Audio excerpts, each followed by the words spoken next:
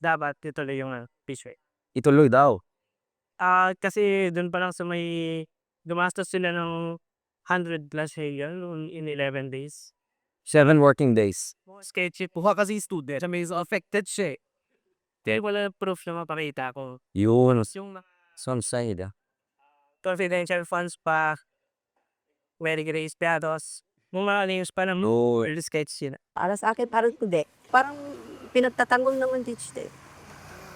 Marami rin ng mga tao ng kumakampi ng mga Duterte. Ganyan. Naguguluhan na nga rin ako. Kasi ako mahilig sa politics. Hirap kasi makisawsaw sa mga politics. Pati rin ako naguguluhan na. Ngayon, pwede din ituloy para may laban naman kaming mga gustong maalis siya. Kawawa yung mga na-biktima din. Tama ba ginawa nila o hindi? Kung kulang ba o hindi? Kung naaayon pa sa batas, di ba? Pero nga lang, dapat nasa tamang proseso, nasa legalidad.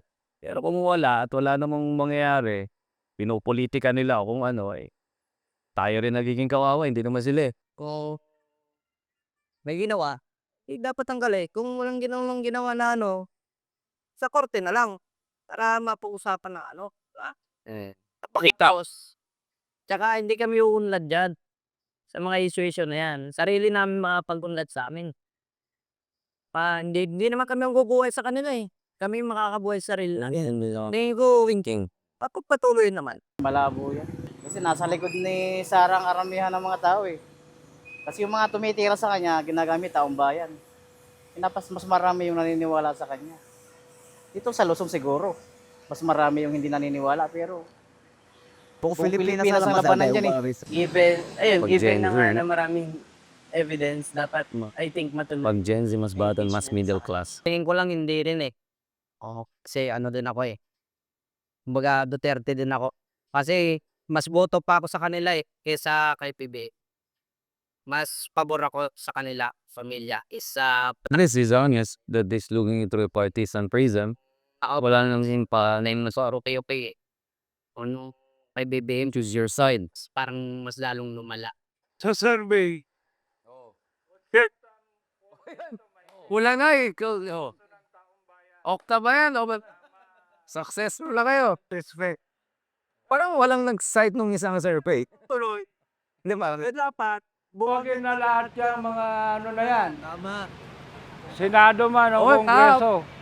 Balance tayo. Buwagin na daw kung dito ba Hindi hindi ako magaling politikang si Kuya. tao, pero Parang nabuhayan ka ulit. dapat, Masaya. pinasusweldohan sila ng taong May bayan, pag-asa. gampanan nila yung trabaho nila. Yun lang yun. May panalo na. Kuya for May panalo na. May panalo. Ano mga insights siya? Ano insights Ano mo? tingin mo, Essentially, no, because I had experiences of this. By the way, of course, it's not a scientific survey. That's why the term Kali survey is a big no sa mga social science circles at the various. Pero let's be honest. You can see the patterns, right? Folks from more middle class and younger generation. Si Kuya medyo tend to be a little bit more for concepts of accountability, good governance, mas appealing. And then taking a look at the evidence? yes, exactly. And then also napansin mo, yung mga tao who are not for the trial, they're quite openly pro-Duterte and basically making this about partisanship or popularity, right? Like parang, ayaw na impeachment yan kasi political lang yan. Kami at least the other side, basically their argument is that, let's just have a trial, let's see, di ba? And then they try to less make it about partisanship. I don't think pro-Marcos yung mga pro-trial. A lot of them didn't look like they're impressed with the current government. But they were at least saying, let the truth come out. At least one was clear. But the other was like, I think we have seen enough for us to at least see what's going on there, right? And yung mga kabataan, napansin mo yung mga Gen Zs and younger generation.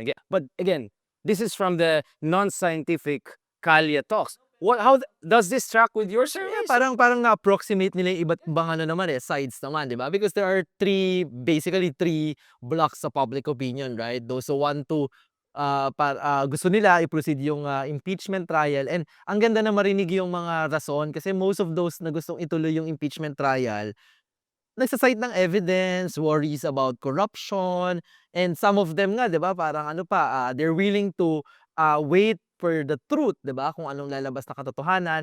And then there are those na unsure, medyo nasa gitna, but at the end of the day, yung mga unsure sinasabi nila, well, pwede natin gamitin yung proseso para malaman yung katotohanan. And then meron yung mga they really self-declare Duterte kami, no? And ano naman yun parang for the longest time, na-observe na natin yung pagiging Duterte supporter. That's really, Kaya nga sabi ko, may nothing strong- surprising to be may honest. strong affinity talaga sila. Pero I think what's worrying for me is that, parang pagtitignan ko if this is a narrative competition. Ang ganda, mukhang nga tumagos naman yung prosecution panel kasi yung mga na-convince na dapat na tuloy yung impeachment trial, ebidensya yung talagang namumutawi Hindi sa mga bibig partisanship nila and eh. preference. Hindi naman nila sinasabi na ayoko kay Sara. Wala, di ba? Wala silang nagsabi, I love BBM or kung ano man. Wala eh. Actually, sinasabi lang nila, nagnakaw siya ng ganito 100 milyon ganyan-ganyan ganito, wala akong resibo. Pero yung mga nandun sa anti-impeachment, dun mo makikita na talaga, medyo partisanship and yun nga, yung narrative ng mga Duterte na away lang to sa politika, wala naman tayong mapapala dito, Oo. hindi tayo Hindi mapakainin natin nito, makakain to. Yeah. tumatagos din. So there's a lot of communication effort, Kaya I nga, think, ghost. Basically, na first, na kailangan, but diba? just to close this, and I'll get Dino's point. Now you see where I'm coming from, Dino, when I say I also don't think some of our folks fully appreciate certain things like fiscalizing, accountability. Just listen to some of our folks openly saying, gusto namin mga Duterte. Binoto yan eh. You get what I'm saying? So, of course, we're not blaming the voters. We're blaming the senators. But what I'm saying, we also have to be realistic. Nakulang talaga tayo sa political literacy, sa education system natin. Many of our folks don't understand we are a constitutional democracy. Hindi yung tyranny of majority. This is not a popularity contest. This is about the rule of the law. Accountability. Pero you keep on hearing, hindi naman makakain yan, political lang yan. So that's where I'm saying, may political education crisis din tayo. Hindi lang leadership crisis. I agree. Pero ang worrying sa akin is most of the answers of these people na against Trial. impeachment, against trial is one of disillusionment din, di ba? Hindi naman yan nakakain. Politika lang yan. Maasahan lang naman namin sarili namin eh. Di ba? Tsaka yung isa is, binoto siya ng taong bayan eh. Resign, di ba? Resign na parang tapos binoto ko.